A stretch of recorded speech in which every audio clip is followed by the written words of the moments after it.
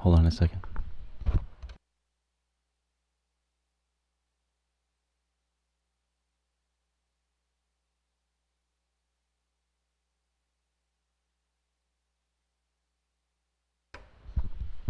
Okay, good morning, everybody.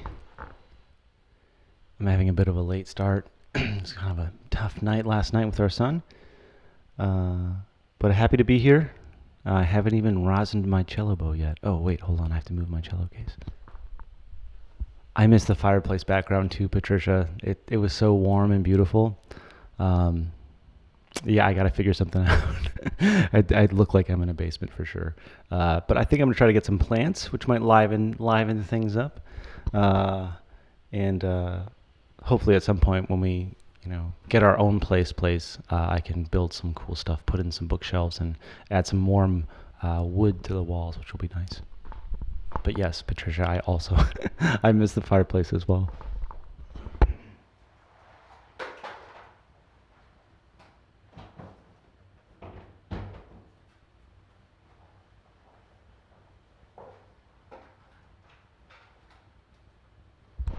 There, a little cello case over the doorknob that, that fixes things up a little bit. I also have a really teeny door over here. Strangely enough, if you open it up at a certain time at night, you can get to Narnia, which is pretty cool. Did not see that one coming. Good morning, everybody. So let me rosin my cello bow here real quick while I'm getting ready.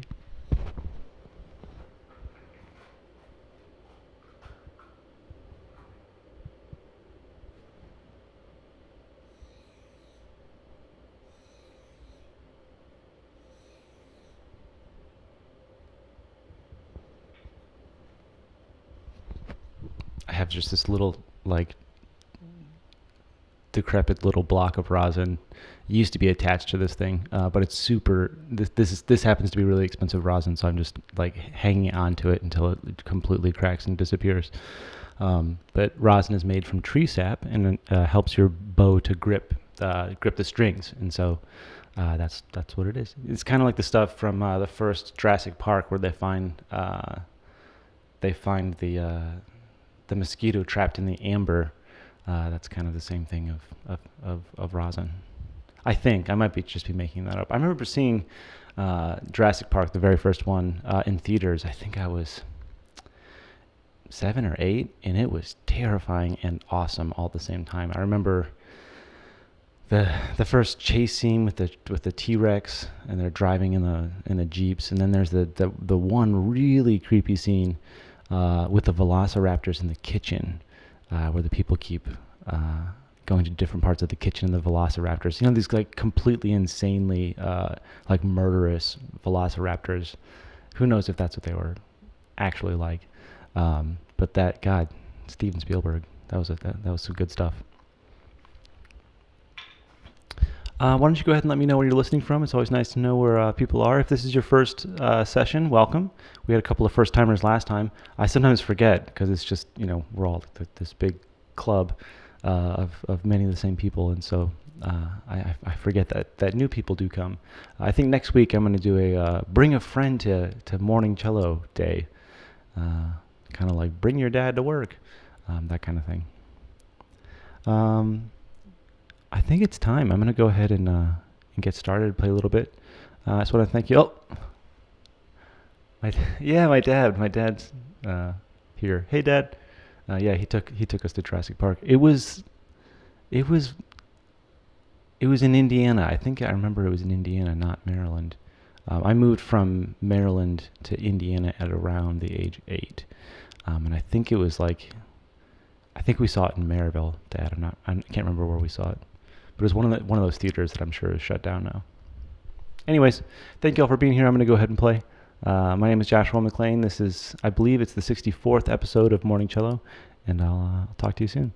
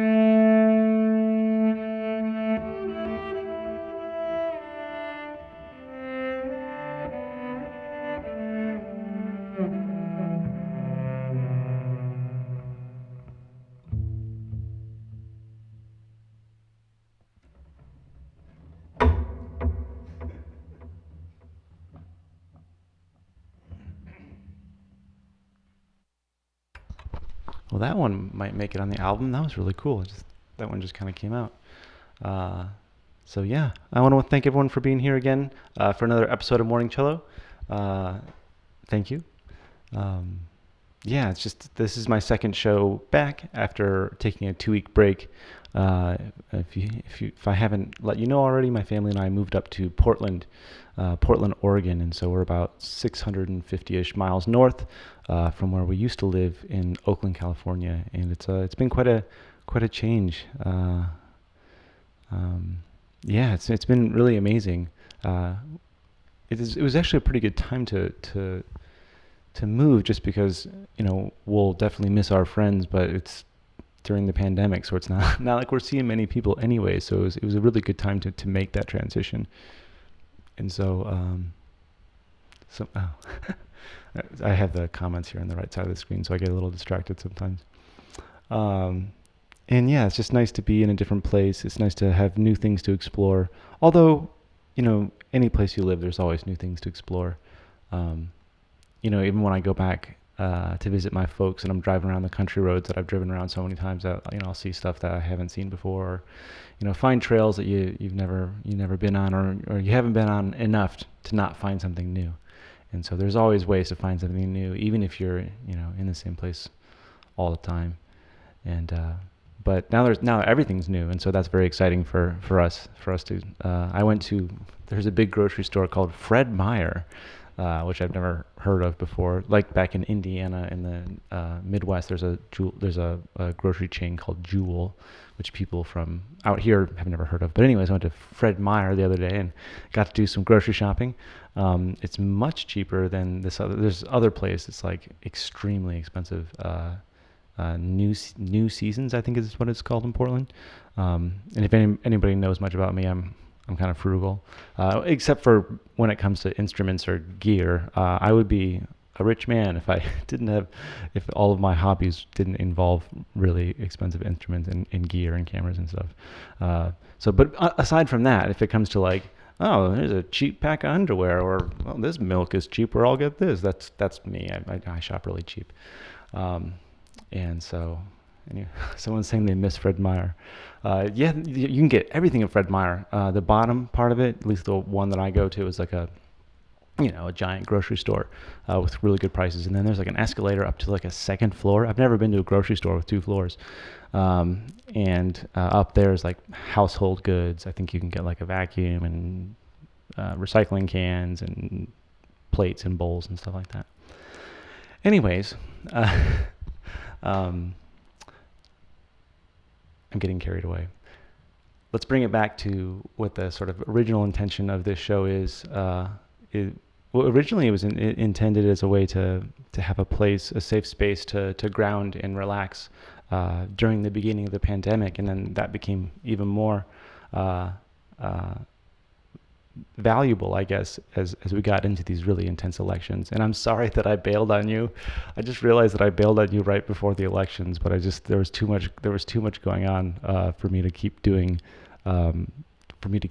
morning cello during the move. And so I'm sorry if you really needed it then and I wasn't there. My apologies. But I'm here now, and yeah. So that's what these sessions are for. Is to just let the music move you, and to allow yourself to listen to the music and feel where you are in your present environment, and to feel grounded and to feel present. And so if you just all work on that for the rest of this session, that's the homework. It's pretty easy, and I'm glad that you're all here. Jeremy Cole says, I plan on living at a Fred Meyer store after the zombie apocalypse. You could move in before the zombie apocalypse and you'll be a little better prepared. But yeah, I agree. Anyways, okay. I'm going to play some music for you. Thank you again for being here. My name is Joshua McClain, and I'll talk to you soon.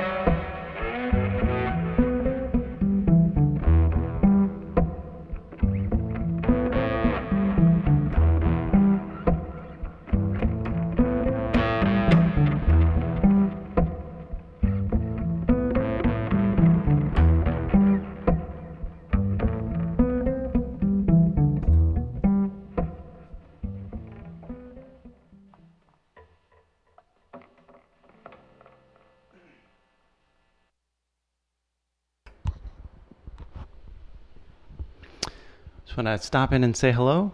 I've really been enjoying playing in this room. Is kind of fun too. It gives this really nice natural reverberation because it has these. Normally you get reverb from a big room, but it has low ceilings in this tile floor, and so it's kind of really fun to play. And my cello really only will play for me in cold weather, and so here in Portland it's been perfect, and so it's just, this is like the nicest my instrument plays, and so I'm feeling very connected to it. Yeah. If you haven't, I think the conversation about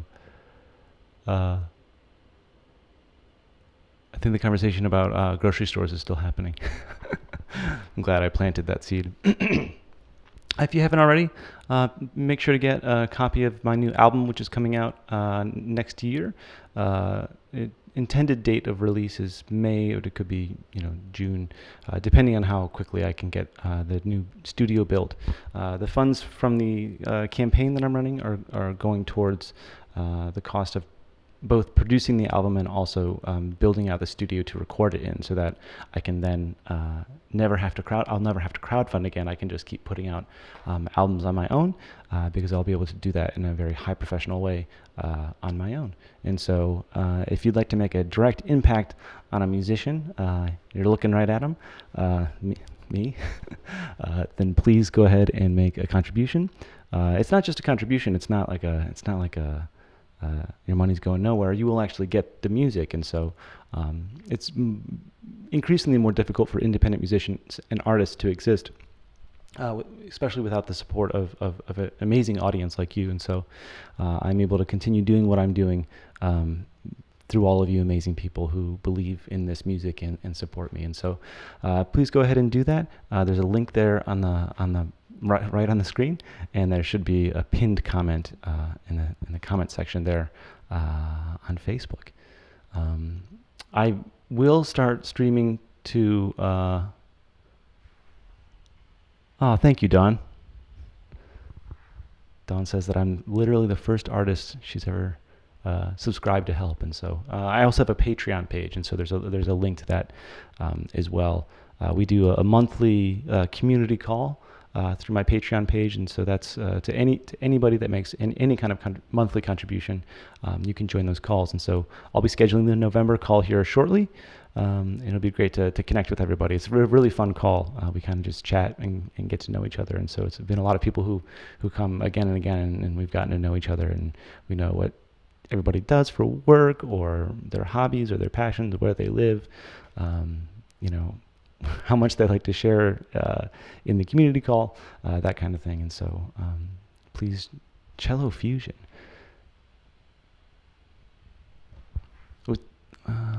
Sorry, anyways, I have to stop reading the comments. And yeah, so please, the campaign will end either next Wednesday or Thursday. Hopefully this weekend. I'm editing a music video that I shot in Oakland about a couple months ago before my move, and so I got to get that finished up by Friday to turn in a first cut. And so I'll be working on that, and then over the weekend I'll be working on getting the T-shirts and mugs ready to be ready for order next week before the campaign ends. And so stay tuned for shirts and mugs, and hopefully I might be able to get those shipped out before the end of the year, because it'll just be a shirt or a t-shirt, and I'll have the cost of shipping built into that. And so you could let me know whether or not you want to wait to have it shipped with your music or before for the holidays.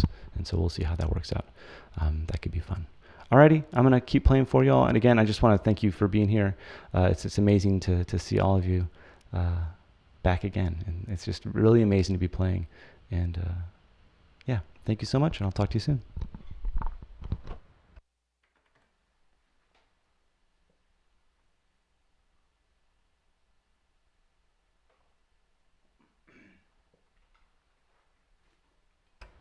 I was also thinking about leaving maybe 5 or 10 minutes at the end of this session for any kind of questions. I haven't done that before, but it could be like sort of an open session. And so if you'd like to stick around to the end, I will be taking a few questions. Just know that the comments that I read are about 15 seconds or 20 seconds after you've actually typed it. So anyways.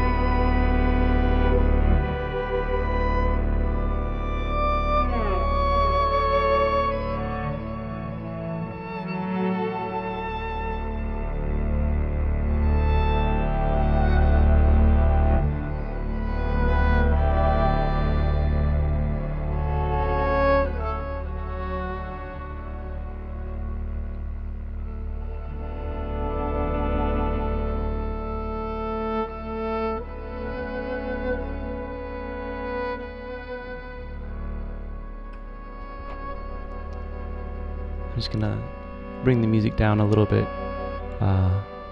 and it's a really beautiful little piece here, and I think this is a good time for everybody to kind of settle in and ground and feel that presence, but also to really focus on the potential we have for a really bright future in the face of difficult times.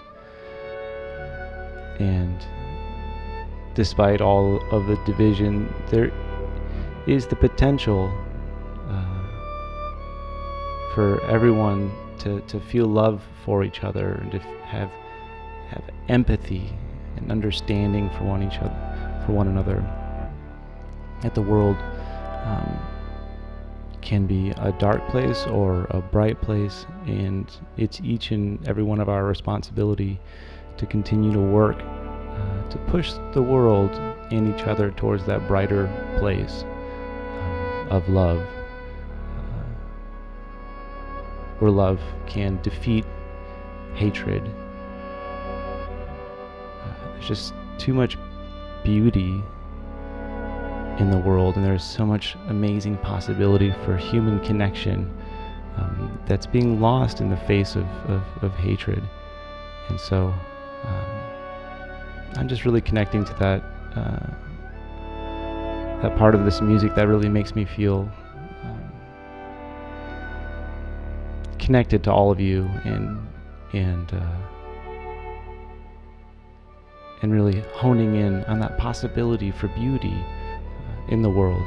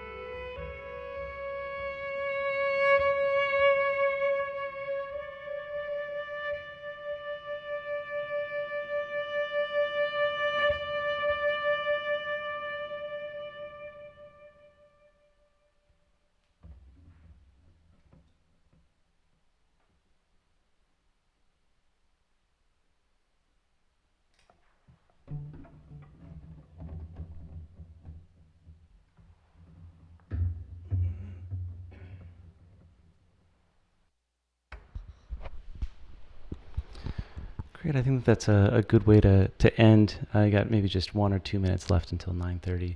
But I wanted to leave a little bit of time for any questions. I've never, you know, had that in the show, and so if there's anything you'd like to ask or comment on, you can do that here for the next 5 or 10 minutes. Or if there's nothing, we can just say goodbye, and I'll see you next Tuesday. So I'll just wait a few minutes here because it takes a second for everything to catch up. I think it takes about 15 or 20 seconds from the time you type it before I see it. So, and in the meantime, I just want to thank all of you again for being here. It's just amazing to have all of the support for my music and all the support. Don Watkins can I read music at all? Yes, I can. I studied classical music under a really great teacher until I was about 17, 18. And so I can read music, and I still do pull out like some exercise books and brush up on some of my technique. Speaking of, it's time for me to do that right now. So yes, I can read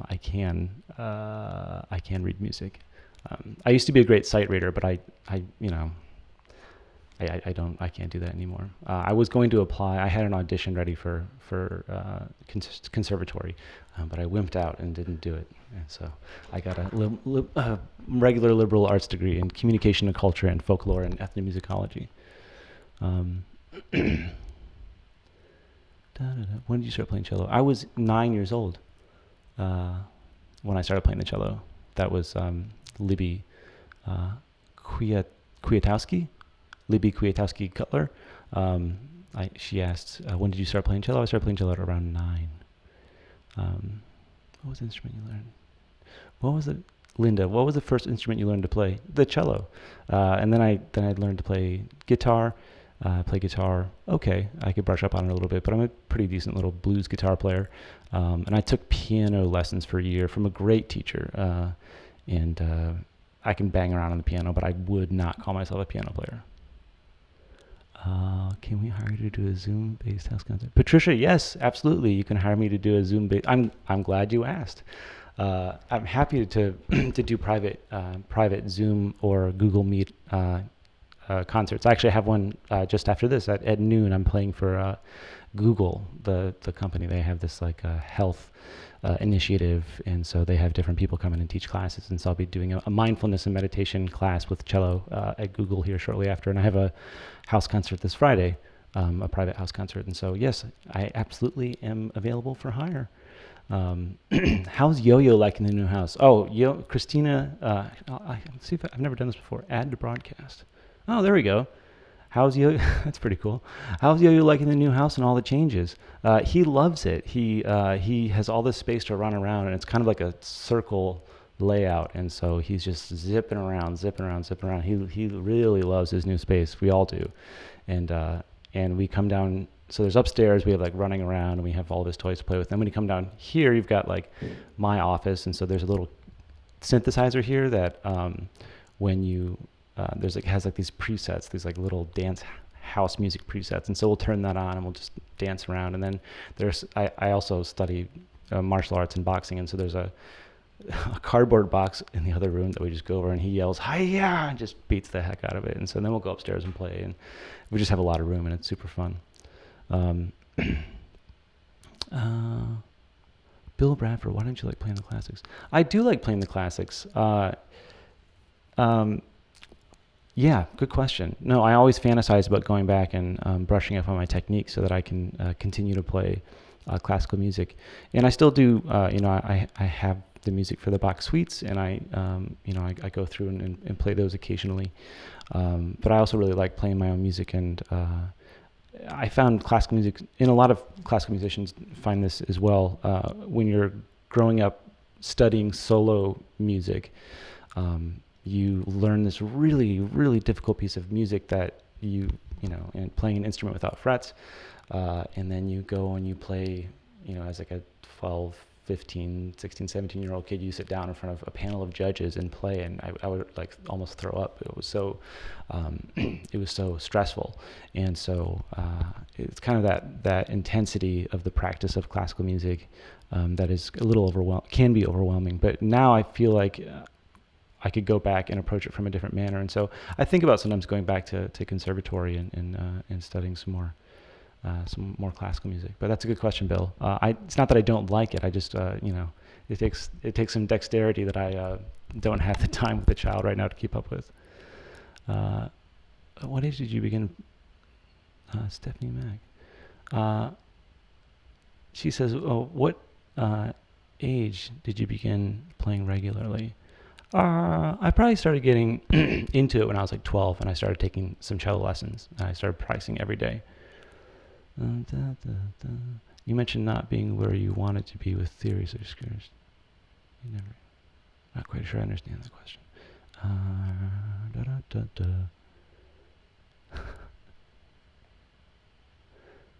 Darian, Grave Shark.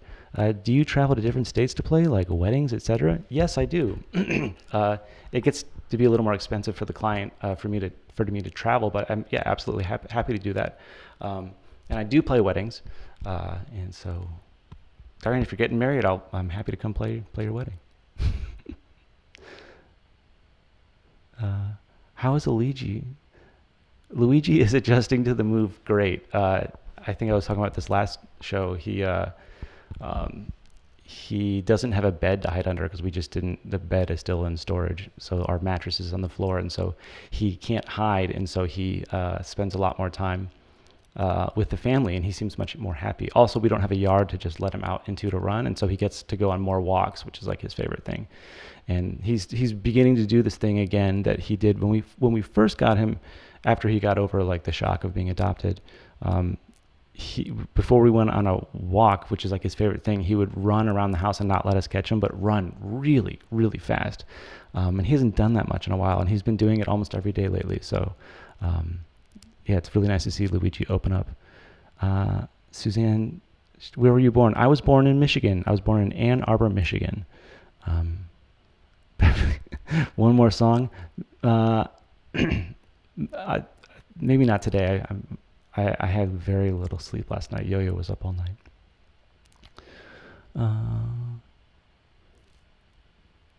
What suggestions would you give someone who would like to learn the cello but has only been trained classically in the past with the violin to develop the sense of improv and less rigidity based on normal playing, reading music? Thank you.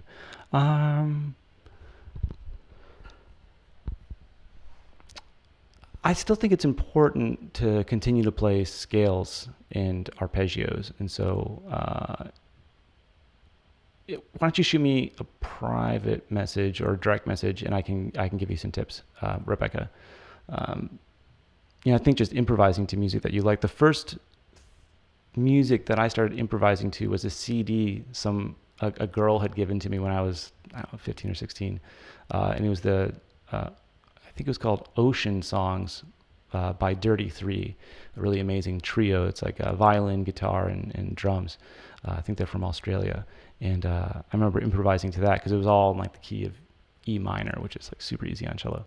And so that's kind of how I learned to improvise, was just improvising to music that I like. And so I think it's always important to continue to practice scales and arpeggios and some chord work. And then just to find music that you love and start messing around with it.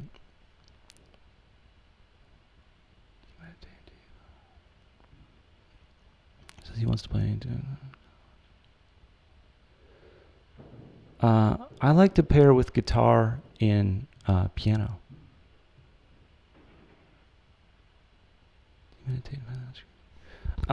Usually, yes. I'm not sure that I know. My creativity comes from sort of like overwhelming, like emotional intensity.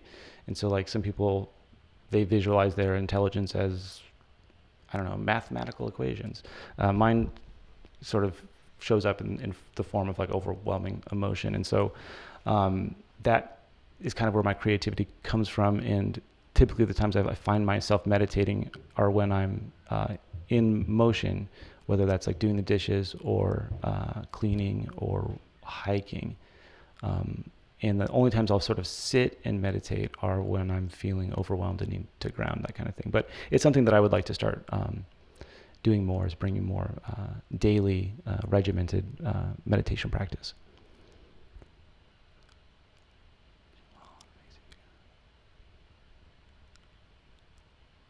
I'd love to. Feel free to make an introduction. That'd be great. Who's your favorite cellist? Who's your favorite cellist? What is your favorite band musician? My favorite cellist is Yo-Yo Ma. He is not just one of the greatest cellists in the history of the instrument. He's also an amazing cultural figure. He is an ambassador for peace and love, and he's just an amazing guy.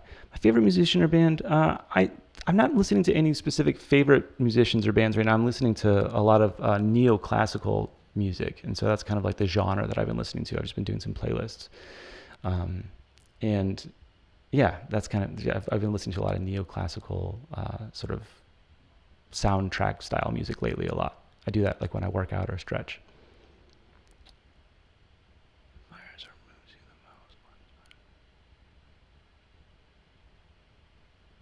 Yes, Max Richter is in the genre of neoclassical, and I love Max Richter. Absolutely love it.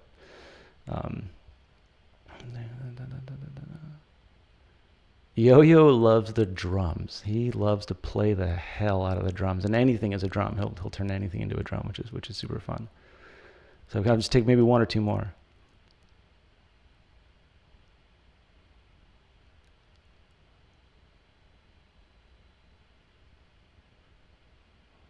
Lots of artists come from Michigan. I'm not sure why that is. I am actually from Indiana. I grew up in that's the place that I lived the longest, and so is Michigan. I lived there till I was 1, Maryland till I was 8, and then I moved to Indiana. And so I say that I'm a Hoosier. When will you jam on the ukulele?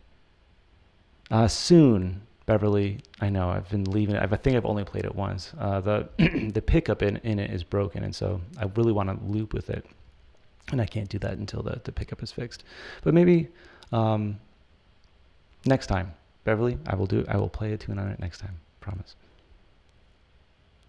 Laura, no, I'm not familiar. Can you send me a link? I'd love to listen to it, Laura. All right.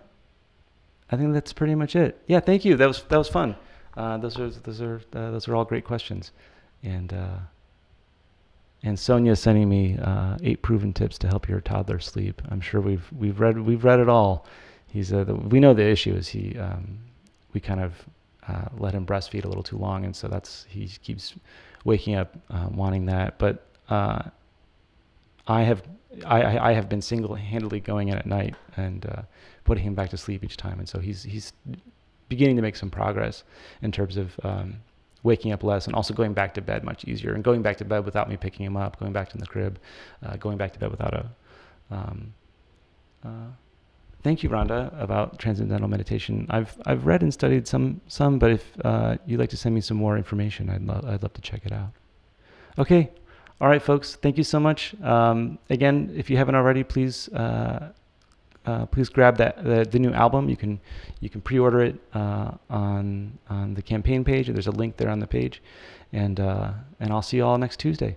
Thank you so much, and have a great weekend. Take care. Bye.